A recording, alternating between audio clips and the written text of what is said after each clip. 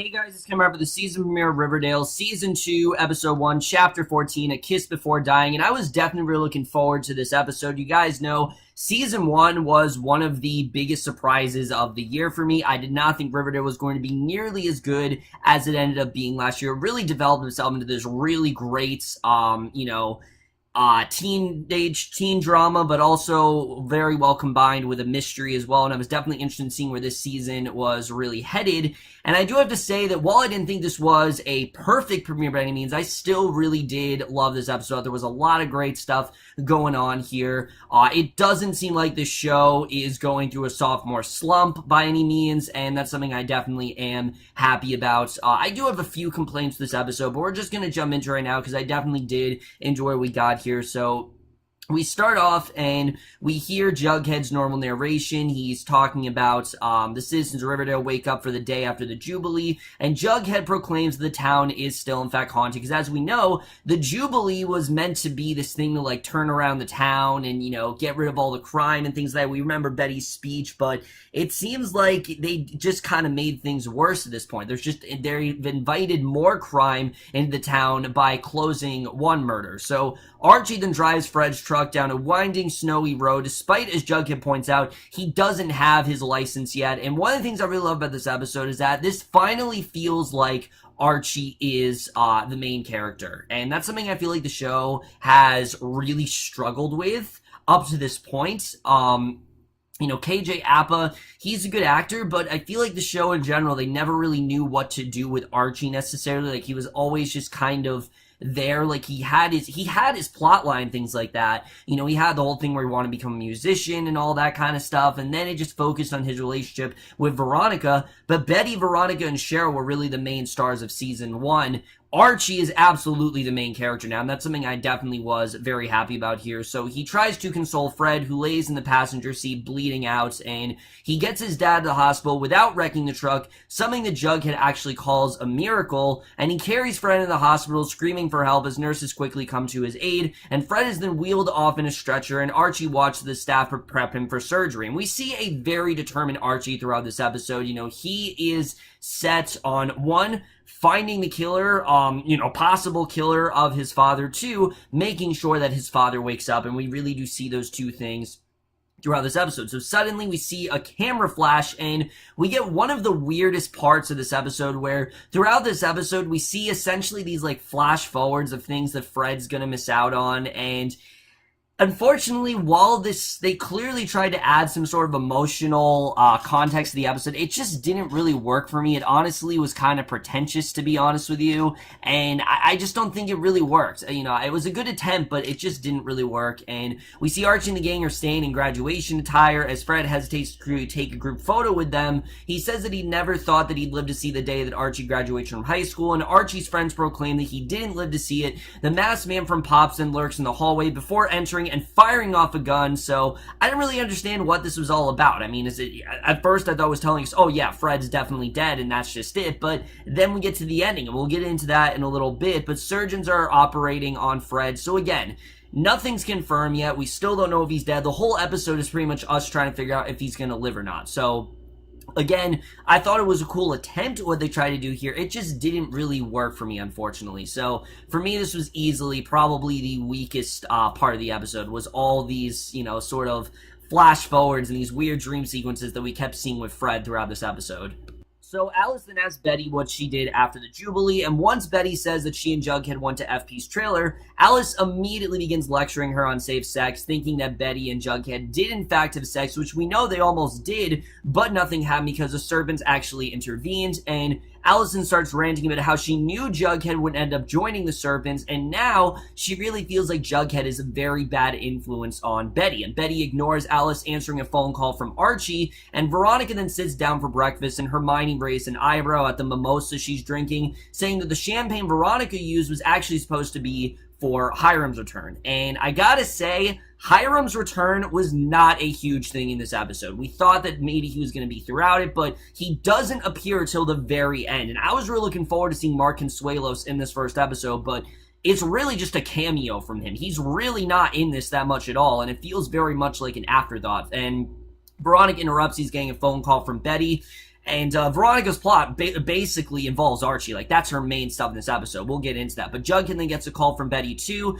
Leaves on a motorcycle, and the trio then arrive at the hospital along with their parents, and they console Archie. And Archie recounts the shooting to his friends. Jughead applauds him for saving so many lives recently, and Archie leaves the group to call Mary. Remember, he had just saved Cheryl from her suicide, so Alice then groans at Jughead, accusing the serpents of shooting Fred, and Archie calls Mary, cries as he tells her what happened. He asks her to come help them, and Sheriff Keller then asks Archie what he remembers about the shooter. Archie says that he had no symbols on his jacket and that he most remembers his black hood. And Archie then clams up, saying that nothing happened in between the gunman shooting Fred and leaving the diner. And Jughead asks if robbery really was the motive, and Keller suggests that someone actually shot Fred because they had a grudge against him, and that's really it. So Veronica then confides in Betty, saying that she feels like she doesn't know how to help Archie through this, and that she really feels like there might not be a way to do it. So again, I really did like this. There wasn't nearly enough,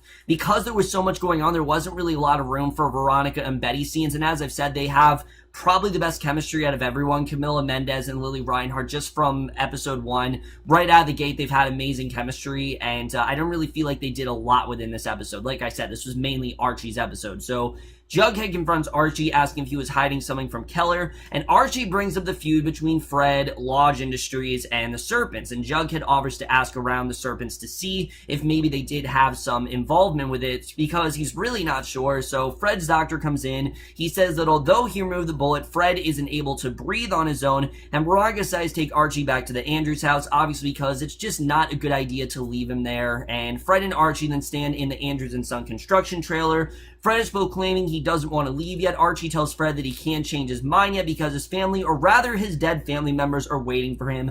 Again, this scene just didn't do anything for me. It just really took me out of things, and they do about 3 or 4 of these, and again, they all just came off as very dumb, just the show trying to be deep and it's not working, and this just really didn't work for me. I'm not entirely sure what they were trying to do here, but Archie returns home. He tries to take Vegas out for a walk, and Veronica volunteers while Archie changes his clothes, and Archie, with a different jacket on, joins Veronica and Vegas on a walk. He talks about how Vegas actually grown close to Fred, even though he was initially supposed to be Archie's dog. He's had this sort of, he's taken a liking to Fred, and, you know, Archie's not necessarily happy about that, so Jughead meets with the Serpents outside of the hospital. They agree to help him find something out, and it doesn't appear that they have something to do with this, but as we know, the Serpents can be pretty sleazy, and they're good at hiding things, so it is very possible that maybe the Serpents do have some sort of a connection here, but I think we'll just have to wait and see on what really does end up happening here. So we then get a scene that just felt very CW to me. Like I said, I've never really been that sold on the Archie and Veronica relationship. It's felt very rushed to me. It's felt like they really didn't take the time to develop this nearly as well as they should. And this scene especially, Archie takes a shower, Veronica checks on him, decides to join him in the shower, and this just felt like one of those, oh, it's a teen show, and we know the girls are watching, so we gotta get the girls watching, and this, it was just a dumb scene. I don't know why they decided to go in this direction. I get it that Veronica's trying to comfort Archie, but I didn't really feel like this was necessary. I didn't really feel like they had to go here. It really just felt like something that was there because it's a teen drama and they wanted to have some sex, and that's really it. It didn't really feel like it needed to be there, but Kevin and Betty then talk about what happened with Jughead at the trailer, and Kevin is actually a main character now, and he's delighted to hear that they loved each other, but thinks it's bad that Jughead is actually joining the Serpents, and Kevin still is a bit of an annoying character. It still kind of feels like they're trying to figure out what to do with him at this point. I do hope that now that he is a main character, that he does deserve that main character status, because we know Josie was in that role last year, and she really didn't have much to do. I'm hoping Kevin is not in that position this year. So Cheryl arrives in the hospital with her mom covered in burns. She recounts the fire and how her mom actually saved her from dying in it. And Cheryl actually has a lot of great stuff in this episode. Again, Madelaine Petsch was probably the actress that impressed me the most last season. She started off, I really didn't like her, but as the season went on, I really do think she got better and better. I honestly do mean that. And this episode, she just continues to show how great of an actress she is. She really is playing a crazy person, and she does that quite well here. So Veronica and Archie unpack Fred's bag of clothes. Archie realizes that his wallet is missing, gets frustrated that they're even here. He asks Veronica to leave, mainly because he just feels like she shouldn't have to see him like this. But she decides she isn't going anywhere. She's gonna get him through it, and he starts crying and they embrace. And this scene I did like. I like the way, again, she's trying to get him through it. I thought that stuff was very strong. It's just really like the sexual stuff I just felt didn't really need to be there. But Archie then answers a phone call from Keller. He goes to the station where Keller actually has accumulated a lineup of suspects, and Archie doesn't recognize any of them. So I'm going to say this right now. If the shooter turns out to be someone we've never met, I'm going to be very pissed because we have no connection to this person whatsoever. There's no reason why they should be going after the Andrews. I want it to be someone we know, and I'm hoping that this suspect list does expand into someone we actually do have some sort of familiar connection with, but we'll have to see. So Veronica tells Betty and Jughead about the missing wallet. Jughead actually reiterates that it could be a planned attack against Fred. So Betty reluctantly agrees to ride Jughead's motorcycle. Even though Alice is very much on the fence about it, she does it regardless. And Veronica then confronts Hermione, who's praying in the hospital's chapel. She brings up Jughead's theory that someone actually tied to the serpents or to hit on Fred, and she accuses Hermione of actually ordering the hits. And it's a viable theory. As we know, Hermione wanted Fred to be, a sharer, and he declined. He didn't want any involvement with it, and Hermione tells Veronica to behave around her parents or else. So, again, Hermione hasn't changed at all. She still is the very controlling, conniving mother of Veronica, and we still do see that here. So, Reggie and the Pussycats then console Archie at the hospital. Archie's allowed to go into Fred's room, and again, I like seeing the Pussycats. I just hope that Josie has more to do this season, because she really did not at all deserve. She was basically, like I said, I think someone like FP or Kevin had more to do in the season than she really did. Josie had next to nothing to do, minus like 2 episodes. So Archie talks to Fred by his bedside, and again we get another one of these flash forward things where Archie tells Fred that he's playing the post of Veronica. Fred shares the news with Pop, who points out something new. There's a growing wound in Fred's stomach, and again, just didn't amount to anything for me. It just was really dumb. I don't know why they decided to stick with this. It was a dumb tactic from the start, and luckily this is one of the last ones we do get here. So Jughead and Betty then enter Pop's, and they update Pop on Fred's status, then search for his wallet, and Pop reveals that he actually knows very little about the robbery, but that he knows that the thief did not steal any money. He's seen robbers before. This guy was not it. He accused him of being more than a thief, more like an angel of death, which is very interesting. And if that's what this assassin's going to be named, I'm actually really on board with that. The angel of death, that's essentially seems like that's going to be like our main killer this season, is the Angel of Death killer. So Betty doesn't find the wallet, but Pop offers them food, which Jughead accepts, and Betty then addresses her worry of Jughead being a serpent, which, again, makes a lot of sense, because as we know, Jughead, he's now moved, he's working with the serpents now, he could very well be becoming one. So Jughead explains the serpent staff makes him feel closer to FP, and Betty still worries that Jughead will actually hurt someone in the process because of it. So Cheryl talks to Penelope, who's finally awake in her hospital bed, and we get this, one of my favorite scenes of the episode easily, where she tells her that she's lying to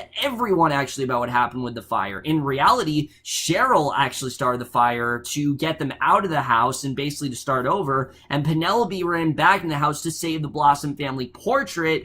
And, she wasn't there to save her daughter. She was there to just save a family heirloom. And she threatens to tell the truth about Clifford's suicide. And if Penelope tells anyone the truth about the fire, she's just going to tell them what happened with Clifford. So Cheryl then calls out her mother for abusing her, says that she'll be in control now. And I love this. I love that Cheryl's getting revenge. I love that she is essentially controlling her mother now. I think Penelope honestly really does deserve it. She was just a horrible mother to her, and I'm very happy to see Cheryl taking over here. So that was awesome to watch, and again, Madelaine Petsch just continues to kill in this role. But Veronica returns to the hospital with a new wallet for Fred. Archie gets choked up, saying Veronica actually doesn't deserve him. He begins to tell her the truth about what happened at Pop's, but Jughead and Pop actually come in with burgers for everybody. Apparently, he just kind of stood there because he tells them about what really happened with the shooting, that he didn't immediately rush to Fred's aid. Instead, he was frozen and feared that the gunman gunman would shoot him as well, and he accused himself of being a coward. And I like that Archie is well aware that he's not the greatest person. I've said this before. Archie knows that he's not the greatest person. He doesn't make the best decisions, and he thinks of himself quite a lot. And he worries that the gunman will actually come back to hurt someone else, which we're going to get back to that at the end of the episode. But Archie then finds Cheryl standing by Fred's bedside. She says she's trying to help Fred as payback for Archie saving her own life at the river. So these two have a much different sort of connection now. Before it was just Cheryl kind of used him, but now she actually has a reason to be in his life and actually have a reason to thank him. And I really like that. I'm hoping we see more of this bond between these two, because it really is something different than we've seen, and it's a lot more friendly of a bond and a lot more healthy of a relationship than I think it was prior. So she leaves, and Archie then sits by Fred's bedside. He starts some of the conversation that they would have had at Pops about Veronica and how Fred doesn't want them to rush things. And again, Veronica and Archie are then getting married in a field. Fred watches from the wedding party. Before realizing who's in the crowd, Clifford and Jason Blossom, the gunman then walks down the aisle, and Fred then runs in front of Archie to shield him from the gunfire. And in the present day, he finally wakes up, and Archie then apologized for having not done more during the robbery. And again, I didn't understand what the point of these flash forwards were, because it seemed like the point of it is that, oh, this is everything Fred's going to miss out on. But then he wakes up in the premiere, and I didn't really understand what they were trying to do here. It just felt so bizarre. I didn't really understand why they were doing these flash forwards. It just, again, did not work at all, and it really did take me out of the episode very much so.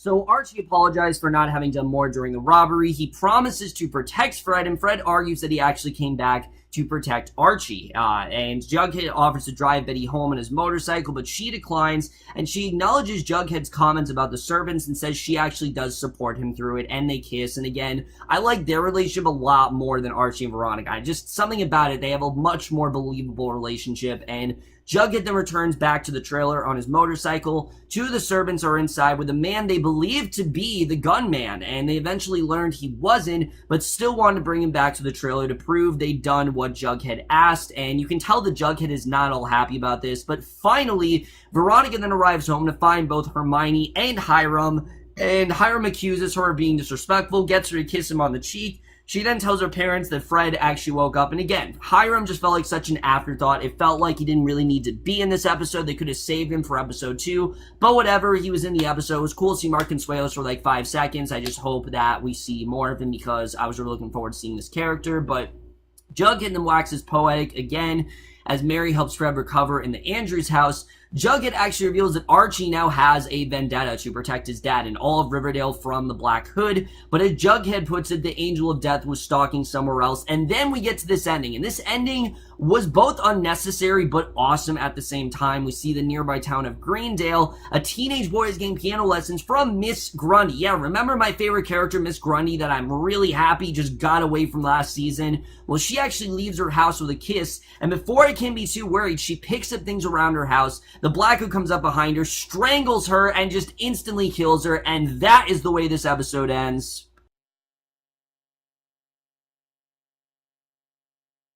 So, like I said, guys, this wasn't by any means a great episode, but I still really did like what was going on here. Still thought there was a lot of interesting stuff happening.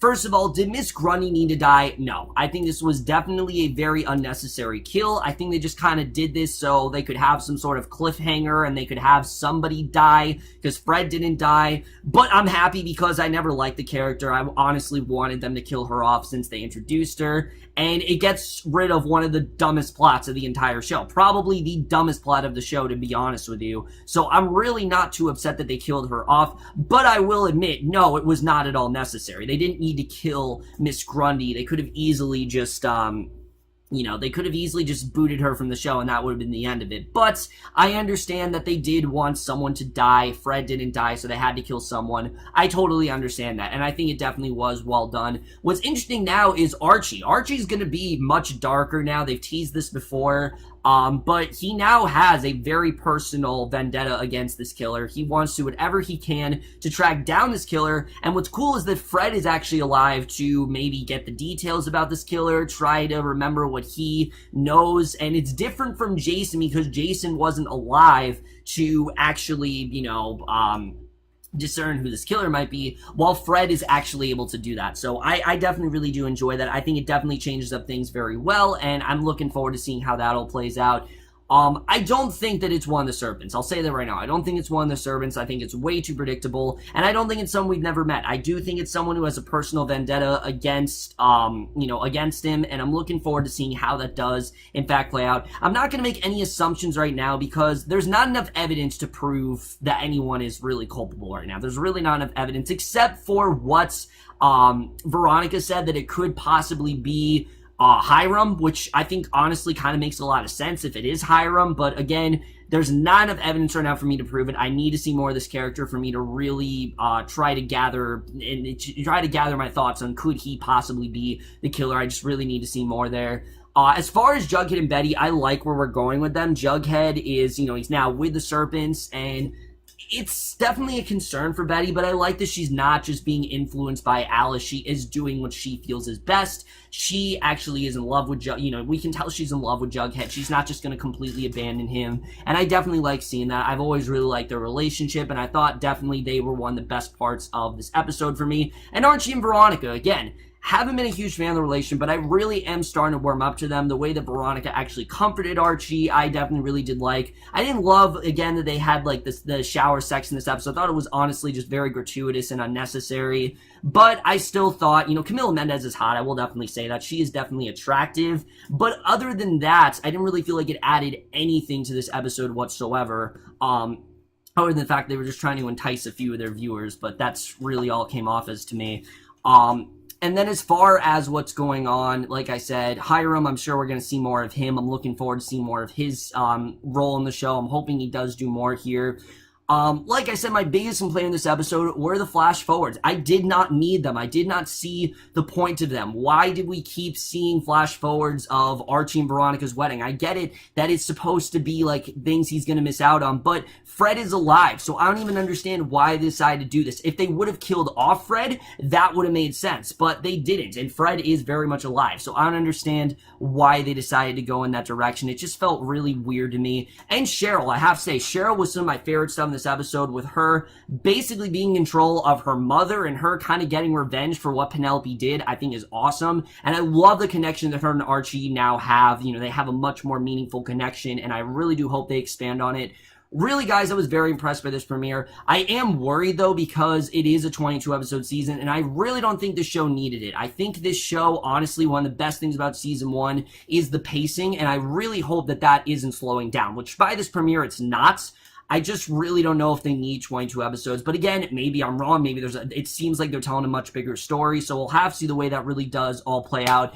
Like I said, I definitely did enjoy this episode. I am going to give the season premiere of Riverdale, Season 2, Episode 1, Chapter 14, A Kiss Before Dying, a B.